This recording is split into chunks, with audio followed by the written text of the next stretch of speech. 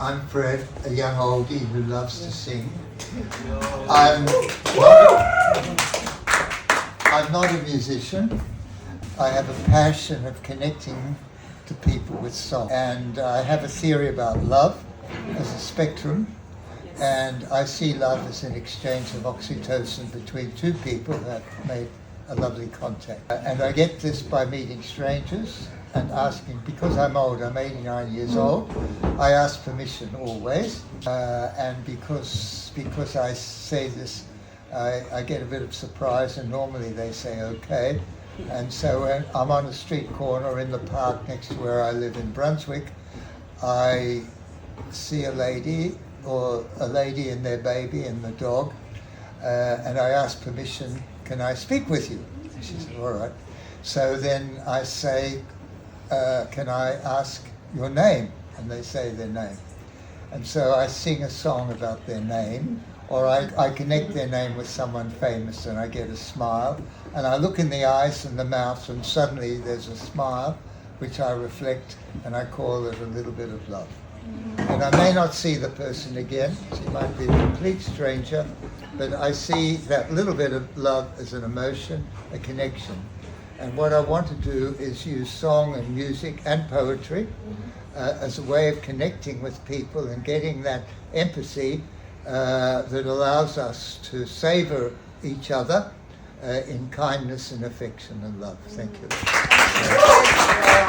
This is not a poem, it's a parrot, which is really adding words to an existing song. And this comes from The King and I, and it's about me. Whenever I feel afraid, I hold my head erect and whistle a happy tune, and no one will suspect I'm afraid.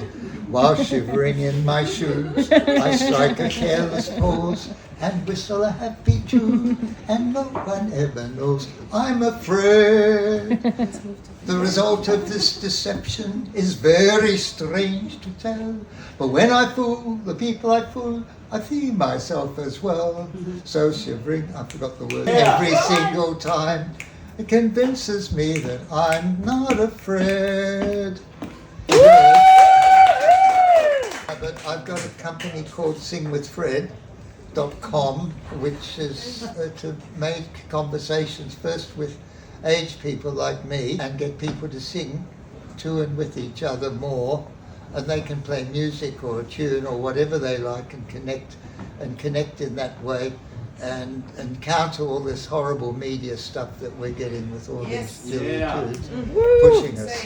So anyway, this song Imagine by John Lennon I love it because it connects with my childhood when I used to get troubled and I looked across the bay and imagined that I'd be traveling the rest of my life, getting away from all this crap. And that's what I did. I became a doctor, public health doctor, a epidemiologist, and I went around to different countries. So I worked in about 25, 30 countries. I worked in Somalia and other countries as well. Anyway, when you think about this, think about your own song or your own passion, put it in a creativity mood and ask yourself why you chose that song. Why was that your favorite song? Maybe when you were a kid or when you're younger or older. And ask yourself why. And link it to an event, which might be your first kiss or your first love or amazing. But ask yourself that why and link it with memory. I'm a epidemiologist. I worked in leprosy in India for 3 years. I read an article about the epidemiology of leprosy, and looking at that made me see leprosy in a completely different light, because here I was applying a technology to a particular thing. It wasn't the original technology, but it was an area that I'm interested in. And I'm working on the epidemiology of song, because epidemiology has only 6 different things to remember: person, time, place, emotion, process, and result. And if you can link that memory to any of all those things, you can tell a story. And once you tell a story, you can write an ebook. Ebooks are the easiest things to write because it doesn't cost you anything. You don't have to pay for publishing. You can link to video and all the rest of it, and you can get it done. And the way to do that, sorry I'm babbling away, but anyway, I'm having the opportunity to talk with you. The way to do that is every night think about the amazing things that happen in your life and write them down for 5 minutes. Every night for 3 months, 2 or 3 months. At the end of those 2 or 3 months, you organise it on a mind map and use epidemiologic principles to mind map it, and you created the leaves on your tree book ebook. Fred talk, not TED talk. I got this from a social media conference in San Diego. What you do is after 2 months, so here you've got maybe 200 paragraphs, you organise it, label each paragraph about a person, time, place, etc., event, and then have a friend organise it with you. But do not change the words, because your original words are the most emotional and true words that you have. And the minute you get someone to change your words, they change your emotion.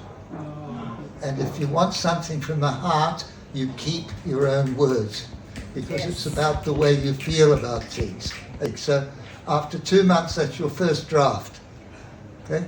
And then you could actually make the book from there, add pictures, videos, and so forth.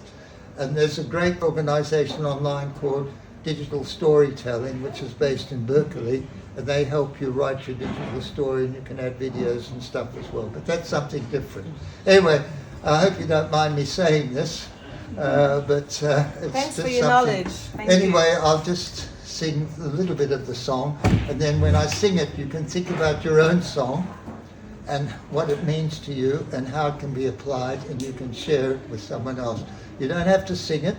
You can play the music or even think about it. When you sing the song or read your poem or hear someone's poem, visualize.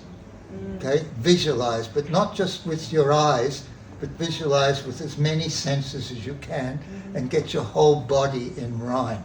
Yes. Not just your ears, but your whole body becomes sensitive to the words and the emotions that you find and get across. So I'm just going to sing the first little bit, and that's all, because my voice is breaking a little bit. Imagine all those people, it's easy if you try, etc. So that's enough.